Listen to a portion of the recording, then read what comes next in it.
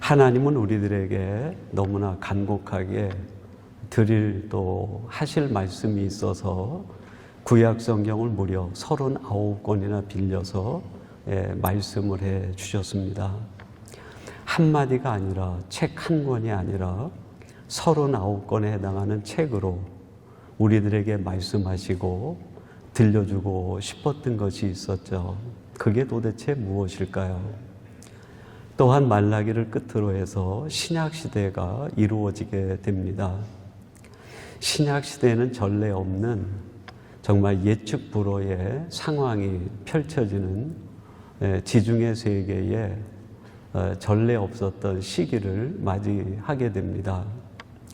로마 제국이 지중해 패권을 쥐고 모든 나라들의 수장이 돼서 그 모든 이민족들에게 필요한 경우에는 생명까지도 좌지우지하는 그러한 일들이 행해지는 시기였습니다. 경제적으로는 풍요했으나 사람들의 삶은 점점 피폐해져 갔고 팍스 로마나에 의해서 정치적으로 안정은 되었지만 사람들이 가지고 있는 인권이나 자율은 다 망가지고 말았습니다. 온갖 다신론과 또 자연신론에 의해서 유일하신 하나님을 바라보지 못하고 종교는 음란과 쾌락으로 빠져버리고 도구가 되고 말았죠. 이런 세대가 다가올 때 하나님께서는 다가오는 신약시대에 사람들에게 꼭 이것만은 붙들고 살아가라 당부의 말씀을 주시고 싶어서 신약시대가 오기 전에 마지막 주신 말씀이 말라기라고 할 수 있겠습니다.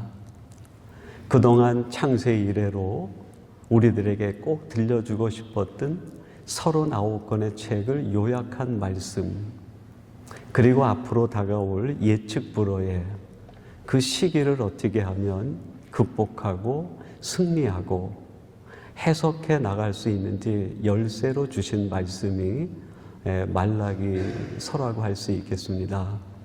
여러분들이 돌아가셔서 오늘 말라기 말씀 한 번 듣고 그냥 치우치지 마시고 말라기 말씀을 이런 관점에서 한 절 한 절 하나님은 내게 정말 뭘 말씀하고 싶어 하시는가, 그리고 앞으로 다가올 내 인생의 수많은 일들을 내가 어떻게 하면 극복하고 이겨나갈 수 있을까 하는 관점에서 말라기의 말씀을 깊이 묵상해 보시기 바랍니다. 이런 하나님께서 꼭 들려주고 싶은 말씀, 그리고 다가오는 그 수많은 상황을 이겨낼 수 있는 말씀으로 주신 것이 말라기인데, 그 중에서 오늘 우리가 묵상하는 1장 11절 말씀이 핵심이 아닌가 그런 생각이 들어요. 제가 상반절만 한번 여러분에게 읽어드리겠습니다. 만군의 여호와가 이르노라, 해 뜨는 곳에서부터 해 지는 곳까지의 이방 민족 중에서 내 이름이 크게 될 것이라. 해 뜨는 곳에서부터 해 지는 곳까지는 두 가지 의미를 해석할 수 있습니다. 하나는 시간적 의미예요. 해가 뜨고 해가 지는 것은 하루가 시작이 되고 하루가 맞춰지는 거죠. 이 하루의 시간이 계속 모이고 쌓이면 결국 우리의 일생의 길이가 되지 않습니까? 해 뜨는 곳에서부터 해 지는 곳까지 너는 너의 일생을 어떻게 살기를 원하느냐 하는 메시지예요. 여러분들은 여러분의 일생을 어떤 기준으로 살아가고 계십니까? 아니, 지난주 예배 후 오늘 예배 드리는 한 주간 여러분의 일생 하루하루를 이끌어간 영적 기준, 삶의 원리는 무엇입니까? 또 이 해 뜨는 데서부터 해 지는 곳까지는 공간적 의미가 있는데, 햇빛이 비치는 모든 생명이 있는 생명체들의 삶의 영역을 의미합니다. 우리가 살아가는 삶의 공간이죠. 그 삶의 공간 속에서 만나는 일들을 우리는 무엇으로 해석하고 무엇으로 풀어나갈 수 있겠는가? 1절, 11절 상반절에 보니까 해 뜨는 곳에서부터 해 지는 곳까지 누구의 이름이 가장 크게 높임을 받는다고 그래요? 하나님. 아주 명쾌한 해석인데 우리 인생 전체를 해석할 유일한 해석의 열쇠는 하나님밖에 없다는 거예요. 하나님 중심으로 살아갈 때 인생이 해석이 되고 고난이 해석이 되고 삶의 문제가 풀리는 거 아니겠습니까? 근데 하나님 중심으로 산다는 것은 하나님을 우리가 볼 수도 없기 때문에 너무나 추상적인 느낌이 들어요. 그러면 구체적으로 하나님 중심으로 산다는 것은 무엇일까요? 곧 하나님이 말씀하신 말씀 중심으로 살아간다는 것을 의미하는 것이죠. 구약 39권의 모든 말씀을 정리하면 너희들이 무슨 일을 만나든 너희의 만나는 삶의 순간마다 말씀 중심으로 살아라. 그게 요약이에요. 신약시대에 다가오는 수많은 사건들과 상황이 있을 텐데 그걸 어떻게 풀 수 있을까요? 그거에 대한 답이 뭡니까? 어떤 순간을 만나든 어떤 상황을 만나든 오직 말씀으로 살아가라.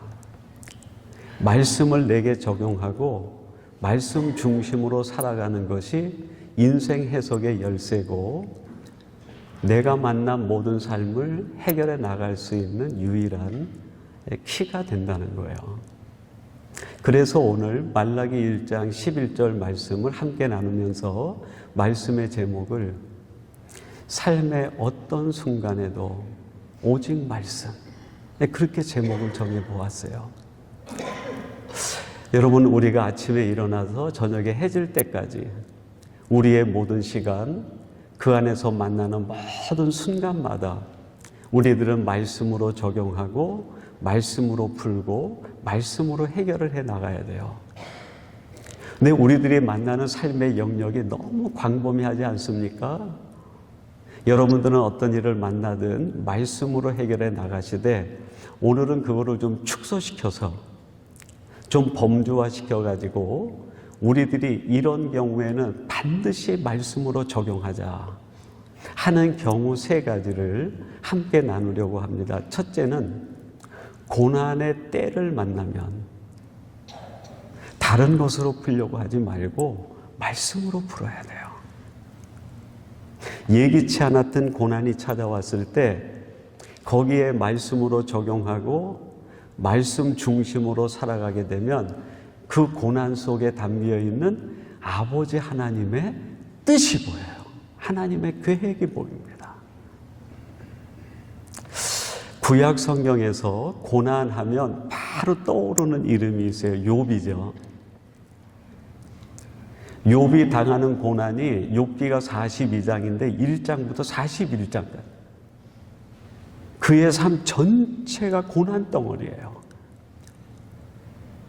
우리들이 힘들고 어려운 일을 당한다고 하지만 욥의 고난에 비하면 우리는 정말 천국 같은 삶을 사는 것이 아닌가 그런 생각이 들어요. 얼마나 힘든 고난 속에 있습니까? 근데 그 욥이 자신이 당한 그 고난 속에 하나님의 말씀을 적용하니까 한 가지 해석이 이루어집니다. 욥기 23장 10절에서 이렇게 고백을 해요. 그러나 내가 가는 길을 그가 아시나니 그가 나를 단련하신 후에는 내가 순금같이 되어 나오리라.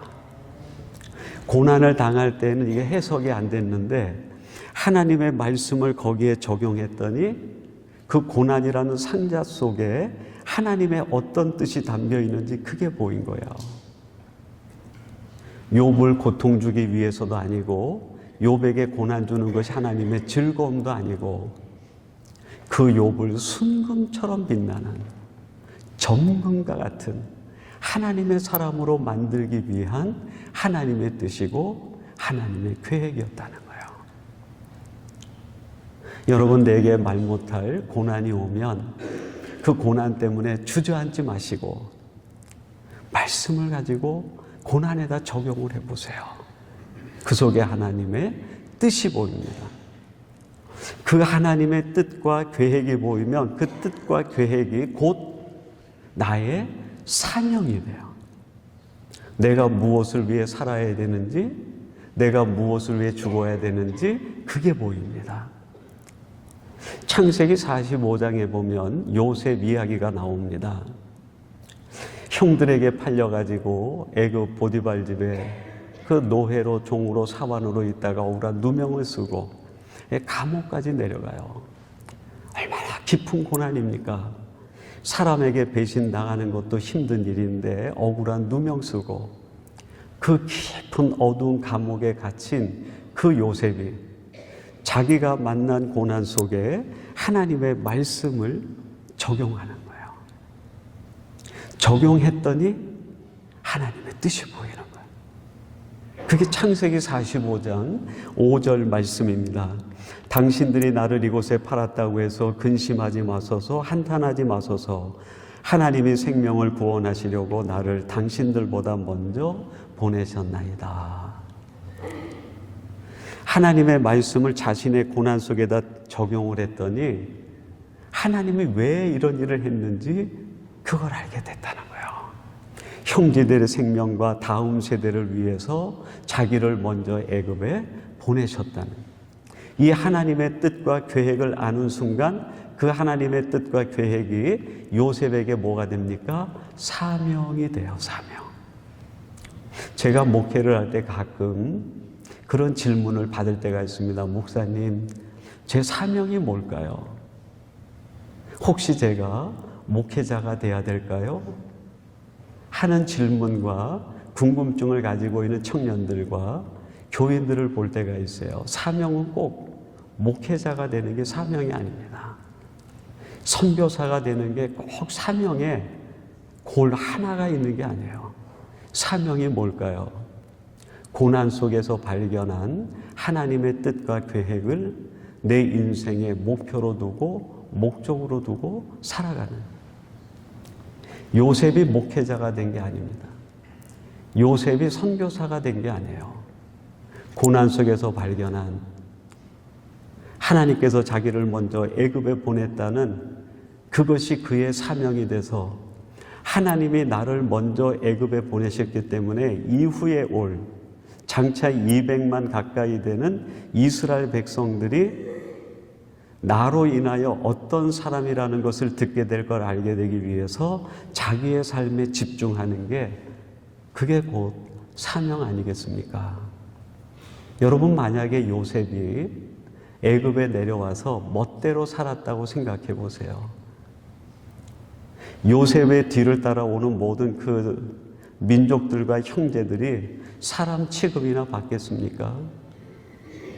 바로가 어떤 사람인데 그 민족과 형제들을 다 고센 땅에 거하라고 땅을 주고 살림살이를 내어주겠습니까? 사명은 거창한 게 아니에요. 내가 있는 그 자리에서 내가 당한 고난 속에 하나님의 어떤 뜻을 담겨 놓았는지 그걸 깨닫고 그것을 내 사명과 인생의 목적으로 알고 거기에 충실한 게 사명인 거예요. 그럴 때 비로소 이 요셉의 삶은 그것을 위해 죽을 수도 있고 그것을 위해 살 수도 있는 사명의 사람이 됩니다. 형제들보다 먼저 보내신 아버지의 뜻을 따라 그것을 위해 살 수도 있고 죽을 수도 있는 사람, 인생에서 가장 멋진 사람 아닙니까? 두 번째, 하나님의 말씀을 내게 적용해야 되는 때는 내 인생에 공허함이 찾아왔을 때, 내 인생에 고난이 찾아왔다 하는 것은 내 인생 밖에서 일어나는 물리적 고통이라 할 수 있어요. 외적 고통. 근데 공허는 내면에서 생기는 고통입니다. 어떻게 보면 외적 고통은 그 사람의 어떤 길이나 참을성 가지고도 이겨낼 수 있을지 모르겠어요. 근데 정말 이 내면에 일어나는 고통은 참기가 어려워요. 공허, 상실감, 고독감, 소외감, 견디기 어려운 내면적 고통을 수반하는 공허함입니다. 이 공허함이 찾아왔을 때 하나님의 말씀을 적용해야 돼요. 말씀 중심으로 그 공허함 속에다가 대비를 시켜야 돼요. 그럴 때 그 공허함이 사라져버리고 그 속에서 하나님의 놀라운 가슴 뛰는 설렘과 열정이 회복될 수 있어요. 공허함과 열정은 동전의 양면과 같아요. 공허함이 왔을 때 내 의지나 감정으로 대입하면 더 공허해지지만, 그게 왔을 때 말씀으로 대입하고 말씀을 적용하면 한순간에 하나님의 영광과 가슴 뛰는 기쁨과 열정을 인생에 맛보게 됩니다. 성경에서 이런 공허함을 느낀 사람의 예를 든다고 하면 요한복음 11장에 나오는 나사로와 마리아와 마르다 가정을 예로 들 수 있을 거예요. 나사로는 이 두 자매에게 기둥 같은 존재고 가장 같은 존재입니다. 근데 이 오라버니가 병이 든 거예요. 시름시름 알아갑니다. 이제 마지막에는 살 여망이 없어서 마르다와 마리아가 마지막에 사람을 보내서 예수님께 나사로가 병들었다고 전해요. 예수님이 마음 아파하면서 내가 가겠다 이야기를 해요. 근데 예수님이 오는 과정에 날짜가 지연이 돼서 그만이 나사로가 죽고 맙니다. 예수님이 베다니에 갔을 때 이미 3일이 지나버렸어요. 마리아와 마르다가 예수님을 향해 공허함 속에서 원망합니다. 주님이 여기 계셨다면 우리 오라비가 죽지 않았을 텐데 이제는 다 끝났다는 거예요. 내 공허함은 아무도 채워주지 못한다. 내가 만난 인생의 이 절박한 아픔을 채울 방법이 없다는 거예요. 주님께서 말합니다. 나는 부활이요 생명이니 나를 믿는 자는 죽어도 살겠고 살아서 믿는 자는 영원히 죽지 아니하리라. 이것을 내가 믿느냐. 신앙적 교리의 얘기죠. 죽은 자가 마지막에 부활한다는 교리를 얘기하는데 마리아가 얘기합니다. 네, 제가 그거 압니다. 근데 그 교리가 내 마음을 설레게 하지 못합니다. 여러분, 교회는 교리를 배우는 곳이 아니에요. 교리는 나침판과 안내 역할은 하지만 교리가 전부가 아닙니다. 주님을 만나야 돼요. 말씀이 내 안에 들어와야 돼요. 내 속에 말씀이 하나님이 주시는 양식으로 이 말씀이 내 안에서 꿀떡꿀떡 삼켜져야 돼요. 오늘 크리스찬들의 교리는 신학 교수 뺨칠 정도의 교리를 가지고 있습니다. 내가 죄인이라는 거 설명하지 않아도 다 알아요. 내가 어떻게 구원받는지 다 알아요. 내가 구원받으면 어떻게 되는지 다 압니다.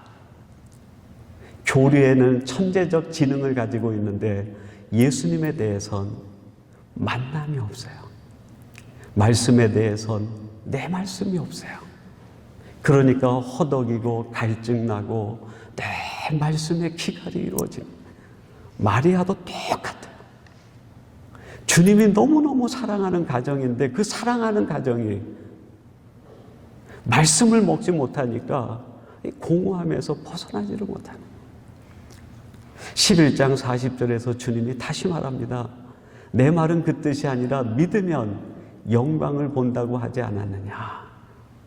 내 말을 지금 내 가슴에 새기면 내 가슴이 뛰고 내 설레임으로 충만해진다는 걸 지금 나는 너에게 말하고 있는 거야. 그 뜻이.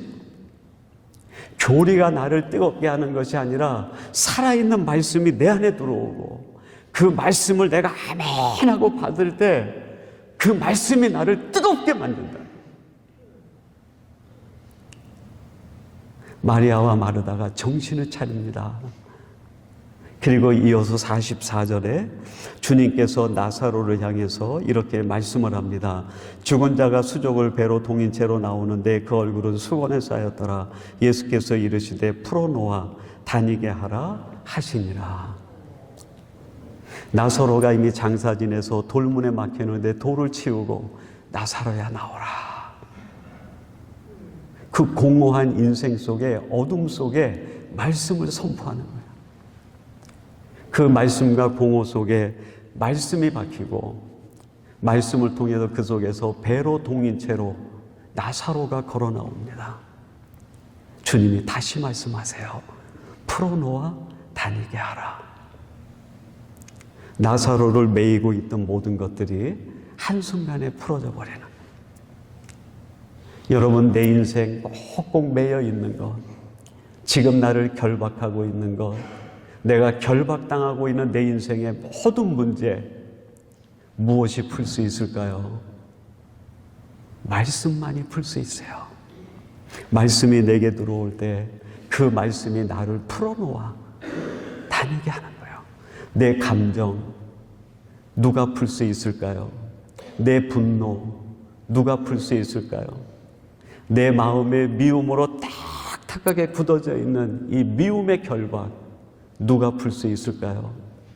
내 이기심과 교만으로 단단히 뭉쳐져 있는 이 내 마음을 누가 풀 수 있을까요?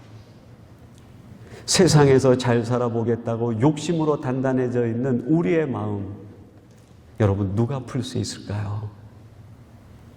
이 세상 그 어디에도 그걸 풀 수 있는 방법은 없어요. 풀어놓아 다니게 하라. 하나님의 말씀이 그 자리에 들어와야 분노가 풀립니다. 미움이 풀리게 되고 시기가 풀리게 되고 원수 관계가 회복이 되고 지쳐있는 인생이 회복이 되고 수고가 떠나고 슬픔이 떠나고 평안이 깃들이게 되는 거예요. 말씀이 답입니다. 세 번째, 우리들이 말씀을 어디에 적용해야 될까요? 우리의 일이 잘 풀려나가고 있는 형통의 때에 말씀을 내가 적용하고 중심으로 살아야 돼요.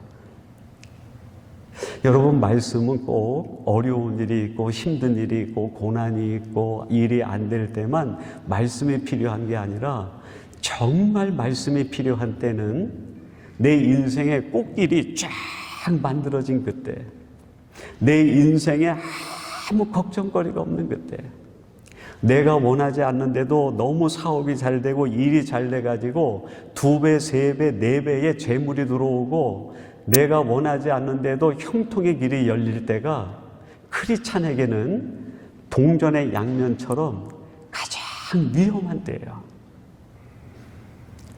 제 짧은 목회 생활이지만 제가 목회를 하면서 성도들이 넘어지고 무너질 때는 고난의 때가 아니었어요. 오히려 고난의 때는요, 하나님의 품을 더 파고듭니다. 안 하던 새벽 예배하고 수요 예배 나오고 산기도 가고 기도원 가고 철야기도 하고 힘들고 어려우면요 도망가려도 안 도망가요. 더 하나님 앞에 파고듭니다. 마음이 공허해 보세요. 세상 한 바퀴 돌다가 이 공허함이 풀리지 않으면 읽지 않던 성경도 10장 20장씩 매일 읽으면서 말씀으로 어떻게 이 공허함을 채울까, 얼마나 신앙의 깊이가 더 깊어지는지 몰라요. 제가 경험한 바로는 형통의 때에 성도들이 시험에 빠지고 어리석음에 빠질 때가 더 많은 걸 보게 돼요. 그렇게 힘들어서 하나님 앞에 기도해가지고 사업이 잘 되고 일이 풀리고 내가 하는 것들이 형통하기 시작하면요, 서서히 말씀 보는 게 게을러져요. 하나님 전에 나오는 게 게을러집니다. 기도하는 것이 점점 뒷전으로 물려가요. 성도들과 교제하는 것이 왠지 마음에 차지 않아요. 세상에 재밌는 친구들이 얼마나 많은데요. 돈 조금 가지고 나가면 재밌게 놀거리들이 얼마나 많습니까? 돈 가지고 나가보세요. 전부 왕 취급합니다. 전부 임금 취급해요. 거기 가면 내가 왕 같아요. 그러니까 하나님과 거리가 점점 멀어져요. 형통의 때에 말씀을 놓치기가 얼마나 쉬운지 몰라요. 그 형통의 때에 말씀을 내게 적용하지 않으면 어리석음에 빠지든지 유혹에 넘어가게 돼요. 누가복음 12장 20절에 이런 말씀이 있습니다. 하나님은 이르시되 어리석은 자여 오늘 밤에 내 영혼을 도로 찾으리니 그러면 내 준비한 것이 누구의 것이 되겠느냐. 한 부자가 있었습니다. 그해 농사를 지었는데 얼마나 농사가 잘 되든지 자기 집에 곡식 창고가 있는데 이 하나에 다 채우지를 못합니다. 그래서 곡식 창고를 지어가지고 그 수확된 수확물을 전부 꽉꽉 채워놓습니다. 형통의 길이 열린 거예요. 그리고 자기 자신에게 얘기합니다. 내 영혼아, 내가 이제 많은 것을 예비했으니 먹고 마시고 즐기자. 근데 그를 향해 하나님이 뭐라고 얘기합니까? 형통의 때에 말씀을 내게 적용하지 않는 그 사람을 향해 어리석은 자여, 그렇게 얘기합니다. 여러분, 어리석은 것은 말씀을 놓치는 거예요. 세상에 아무리 많은 것을 가지고 있어도 말씀을 놓치면 어리석은 거예요. 그리고 이 형통의 때에 말씀으로 내가 무장하지 않으면 다 유혹에 넘어가고 말아요. 창세기 39장에 보면 요셉 얘기가 나옵니다. 이 요셉이 그 애굽에 팔려가가지고 보디발 집에 노예로 총무 일을 합니다. 근데 그 보디발이 그 집에 있는 모든 것을 다 요셉에게 맡겼어요. 보디발 다음에 최고로 높아진 거예요. 그 요셉에 대하여 39장 2절이 이렇게 말합니다. 여호와께서 요셉과 함께 하심으로 그가 형통한 자가 되어 그의 주인 애굽 사람의 집에 있으니, 그랬어요. 형통한 사람이 된 거예요. 노예로 종으로 팔려왔는데 주인 다음에 가장 높은 자리에 올라갔으니 이거보다도 어떻게 형통합니까? 이거보다 어떻게 성공을 해요? 근데 그 형통의 자리는요, 유혹의 자리였어요. 보디발의 아내가 이 요셉을 집요하게 아주 유혹합니다. 근데 그 유혹을 요셉이 어떻게 이겨냅니까? 자기의 의지나 감정이나 자기의 결단이 아니라 살아계신 하나님의 말씀이 내재함으로 인하여 그 말씀이 유혹을 이기는 힘을 제공하는 것.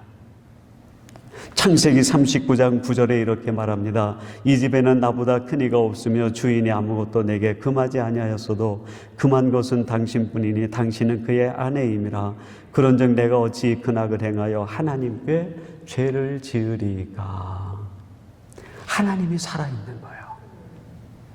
하나님이 내 안에 살아있으면 그 하나님이 죄를 막아내는 면역력을 줍니다. 말씀이 내 안에 살아있으면 말씀이 내 안에 영적 면역력이 돼요.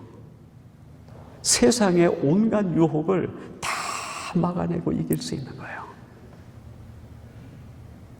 해 뜨는 곳에서부터 해 지는 곳까지 우리의 일생, 내가 만나는 모든 삶의 상황, 유일한 한 가지 법칙으로 살아갈 수 있어요. 뭡니까? 오직 말씀.